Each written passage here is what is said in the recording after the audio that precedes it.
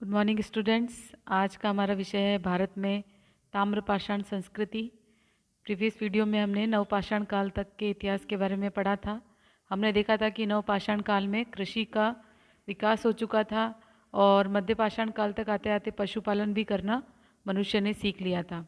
अब हम उसके बाद की नवपाषाण काल के अंतिम समय में एक नई तरह की संस्कृति का विकास हुआ, जिससे कहते हैं ताम्रपाषाण संस्कृति। जैसे कि नाम से ही विदित है, ताम्र यानी कि तांबा।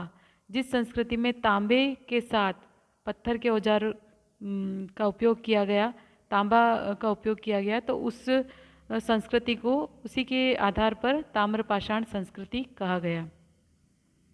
तो इससे एक बहुत महत्वपूर्ण चीज़ आपके सामने आती है कि एक प्रश्न उठता है कि भारत में सर्वप्रथम खोजी जाने वाली धातु कौन सी थी। तो वह धातु थी तांबा। आप सिंधु घाटी सभ्यता में कांसे का यूज हुआ है, इसलिए आप कांसा कर देते, लेकिन जो कि गलत है, क्योंकि उससे पहले ताम्रपाषाण संस्कृति आती है।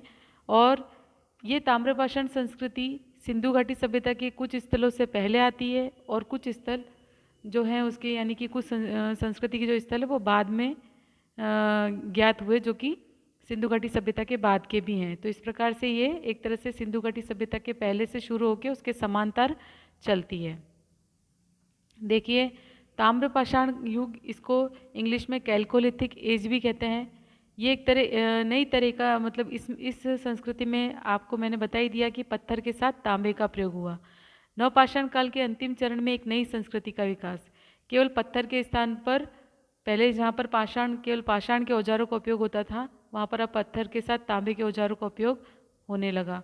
एक तरह से कृषक समुदाय का गठन हो चुका था। जैसे कि हमने देखा था कि कृषि का विकास नवपाषाण काल तक आते आते हो चुका था, और अब यहाँ ताम्रपाषाण काल में कृषक समुदाय, एक कम्युनिटी में रहना लोगों ने शुरू कर दिया था। एक ग्रामीण सामाजिक जीवन के आरंभिक चिन्ह जो हैं हमें ताम्रपाषाण काल से मिलते हैं। और एक अन्य एक महत्वपूर्ण चीज़ है कि शवाधान की विभिन्न विधियों का भी, यानी अलग अलग तरीके से शव को गाड़ते थे, किसी को जलाते थे, तो अलग अलग तरह से जो उसे शवदाह की जो विधियाँ थी वो अलग अलग थी इस संस्कृति में। तो यही इसकी महत्वपूर्ण विशेषता है और ये इसके महत्वपूर्ण स्थल है। ताम्रपाषाण संस्कृति के जो स्थल हैं, जिसमें देखो आहड़, कैथा, सावलदा, प्रभास, मालवा, रंगपुर और जोरबी संस्कृति, इन सब के बारे में आप केवल एक थोड़ा जनरल इंट्रोडक्शन, मतलब मैं आपको दे रही हूँ, तो वो आपको ध्यान रखना है।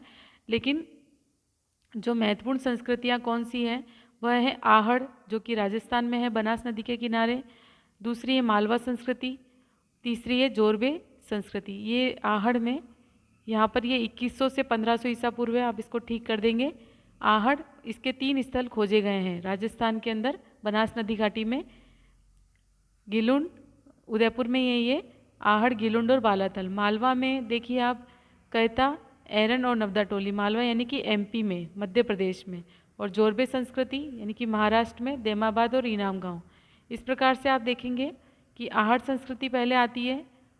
सबसे पुरानी जो आप संस्कृति मानेंगे तो वो होगी आहड़ संस्कृति, उसके बाद में मालवा, और सबसे जो नई संस्कृति है वो जोरबे संस्कृति, जो कि 1400 से 700 बीसी आती है। तो हम अब आहड़ संस्कृति के बारे में पढ़ेंगे। देखिए, आहड़ संस्कृति राजस्थान में है और इसका काल है 2100 ईसा पूर्व से 1500 ईसा पूर्व। इसकी विशेषता क्या है? बहुत महत्वपूर्ण विशेषता है जो कि बार बार एग्जाम में पूछा जाता है। एक तो ये बनास नदी के किनारे विकसित हुई। यहाँ के लोग पत्थर के बने मकानों में रहते थे। यहाँ सूक्ष्म पाषाण औजारों का इस्तेमाल नहीं हुआ है। जैसे कि हम पहले देखते हैं कि मध्य पाषाण काल में सूक्ष्म पाषाण औजारों का उपयोग होता था, यहाँ बिल्कुल भी सूक्ष्म पाषाण औजारों का उपयोग नहीं हुआ है। और यहाँ के सारे ही उपकरण तांबे के मिलते हैं, इसलिए इसे आहड़ को ताम्रवती भी कहा गया। इसका प्राचीन नाम क्या था? ताम्रवती। एक अन्य जो स्थल है आहड़ संस्कृति का, ये पूरा जो संस्कृति, जैसे आपने देखा होगा सिंधु घाटी सभ्यता, एक सिंधु घाटी की घाटी में विकसित जो स्थल थे उनके आधार पर उसका नाम सिंधु घाटी सभ्यता रखा गया था। लेकिन इसमें बहुत सारे स्थल आए थे, इसी प्रकार से इसका नाम आहड़ संस्कृति है। लेकिन आहड़ में एक अन्य स्थल भी मिलता है, गिलोंड, आहड़ संस्कृति की, जहाँ पर हमें विशेषताएं मिलती है। यहाँ एक प्रस्तर फलक उद्योग मिला है, बहुत ही इंपॉर्टेंट प्रस्तर फलक उद्योग यहाँ से हमें मिलता है, जो कि राजसमंद में है। अब आप देखिए मालवा संस्कृति। मालवा संस्कृति थी एमपी के अंदर। इसका काल मैंने आपको पिछले बता दिया है। जैसे आप देखिए यहाँ पर मालवा संस्कृति का काल है 1900 से 1400 बीसी ईसा पूर्व, और मालवा संस्कृति में ये 3 स्थल महत्वपूर्ण थे, कैथा, एरन और नवदा टोली। तो यहाँ आप देखिए मालवा, यहाँ से सर्वश्रेष्ठ ताम्र पाषाणिक कालीन मृदभांड प्राप्त हुए, यानी सबसे अच्छे मृदभांड यानी कि मिट्टी के बर्तन, सबसे अच्छी क्वालिटी के जो मिट्टी के बर्तन है वो मालवा से हमें प्राप्त होते हैं। कैथा में यहाँ पे एक घर में 29 कंगन और 2 अद्भुत कुल्हाड़ियाँ मिली हैं। 29 कंगन से आप समझ जाइए कि वहाँ पर श्रृंगार को महत्व दिया जाता था। दूसरा एरन है, एरन की कोई विशेषता खास नहीं है। नवदा टोली की विशेषता बहुत इंपॉर्टेंट है। इसका जो उत्खनन है वो एच.डी. सांखलिया ने करवाया था, और ये एशिया महाद्वीप का सबसे विस्तृत उत्खनित ताम्रपाषाण, मतलब सबसे ज़्यादा विस्तृत यहाँ पर उत्खनन हुआ था। एक ग्राम स्थल है। हमने देखेंगे ताम्रपाषाण संस्कृति क्या थी, ग्रामीण संस्कृति है, जबकि सिंधु घाटी सभ्यता कैसी संस्कृति रहेगी, नगरीय संस्कृति। तो आप दोनों में डिफ्रेंशिएट भी कर सकते हैं। यहाँ से सर्वाधिक प्रकार के अनाजों के साक्ष्य भी मिलते हैं। फिर हमें देखते हैं जोरवे संस्कृति। ये महाराष्ट्र की परवरा नदी घाटी में विकसित हुई है। इसका महत्वपूर्ण काल है, मतलब इसका जो काल है 1400 से 700 बीसी यानी कि ईसा पूर्व। यह संस्कृति विदर्भ और कोंकण को छोड़कर सारे महाराष्ट्र में विस्तृत थी, और यहाँ ताम्रपाषाण के साथ साथ दक्षिण की नवपाषाण संस्कृति के भी साक्ष्य मिलते हैं, क्योंकि एक तरह से संक्रमण काल था नवपाषाण और ताम्रपाषाण काल का। जो बीच का समय था नवपाषाण काल से, जहाँ पर ताम्रपाषाण काल विकसित हो रहा था, तो एक संक्रमण काल कहा जा सकता है इसे। गोदावरी की सहायक नदी परबरा नदी की घाटी में विकसित हुई है। जोरवे संस्कृति जो थी वो ग्रामीण थी, फिर भी इसकी कई बस्तियां जैसे कि दैमाबाद और इनाम गांव में नगरीकरण की प्रक्रिया शुरू हो जाती है। बहुत ही इंपॉर्टेंट ये दोनों स्थल परीक्षा की दृष्टि से छोटे क्वेश्चंस में भी पूछा जा सकता है और कंपटीशन एग्जाम में भी पूछते हैं। जोरवे संस्कृति के जो 2 महत्वपूर्ण स्थल है दैमाबाद और इनाम गांव। हम देखेंगे कि ताम्रपाषाण संस्कृति ग्रामीण संस्कृति थी, उसके बावजूद अपवाद स्वरूप जोरवे संस्कृति के 2 स्थलों में नगरीकरण की प्रक्रिया शुरू होती है। तो ये 2 स्थलों के बारे में हम पढ़ते हैं। इनके प्रमुख स्थल है दैमाबाद, जो कि गोदावरी नदी के तट पर स्थित है। जोरवे संस्कृति की सबसे बड़ी बस्ती है ये, और 20 हेक्टेयर में विस्तृत है, और यहाँ पर 4000 लोग रह सकते थे। दैमाबाद की ख्याति किससे है कि इसमें कांसे की भारी वस्तुएं, ये बहुत बार क्वेश्चंस पूछे गए हैं कि कांसे की सबसे ज़्यादा वस्तुएं कहाँ मिली हैं, किस ताम्रपाषाण कालीन स्थल से मिली हैं, तो हमें बताना है दैमाबाद। और यहाँ कांसे का रथ भी यहाँ पर हमें मिलता है। इनामगान, ये यहाँ पर किलेबंदी शुरू हो जाती है। परकोटे के बाहर खाई मिलती है। 5 कमरों वाला एक मकान मिला है, जिसमें 4 कमरे आयताकार है और एक वृत्ताकार है। यहाँ पर मातृ देवी की प्रतिमा भी मिली है। तो यहाँ पर देख लीजिए महिला का महत्व। एक वयस्क आदमी मृदभांड और कुछ तांबे के साथ दफनाया गया, जिससे कि पुनर्जन्म में विश्वास का भी पता चलता है। तो देखिए अब महाराष्ट्र में जो महत्वपूर्ण स्थल है नेवासा, जोरवे और दैमाबाद, ये अहमदनगर जिला महाराष्ट्र में है। यहाँ पर मैंने कुछ जो महत्वपूर्ण स्थल महाराष्ट्र के हैं वो मैंने यहाँ पर दे दिए हैं ताम्रपाषाणिक स्थल। प्रमुख ताम्रपाषाणिक स्थल यहाँ है बिहार, यूपी और वेस्ट बंगाल में है, वो मैंने दे दिए। प्राक हड़प्पा स्थल, यानी कि हड़प्पा से पूर्व की जो सभ्यता है वो है गणेश्वर, कालीबंगा, कोटदीजी। हड़प्पा यानी कि सिंधु घाटी सभ्यता से पहले जो स्थल विकसित हुए उन्हें प्राक हड़प्पा स्थल कहा गया। गणेश्वर, कालीबंगा, कोटदीजी, अमरी, बनवाली, गुमला, बालाकोट। और हड़प्पा संस्कृति के समकालीन ताम्रपाषाण कालीन स्थल है कैथा। तो जैसा कि मैंने बताया था कि वैसे तो नवपाषाण काल के बाद ताम्रपाषाण काल आया, लेकिन कुछ संस्कृतियाँ हड़प्पा संस्कृति के साथ साथ चलती हैं और कुछ उसके बाद में भी मिलते हैं स्थल। तो उस हिसाब से जो इसका समकालीन ताम्रपाषाणिक स्थल था वह तक कैथा। परवर्ती हड़प्पा स्थल, यानी कि हड़प्पा के बाद में जो ताम्रपाषाण कालीन स्थल मिले हैं वो कौन कौन से हैं? नवदा टोली, एरन, मालवा और नागदा। तो ये बहुत इंपॉर्टेंट।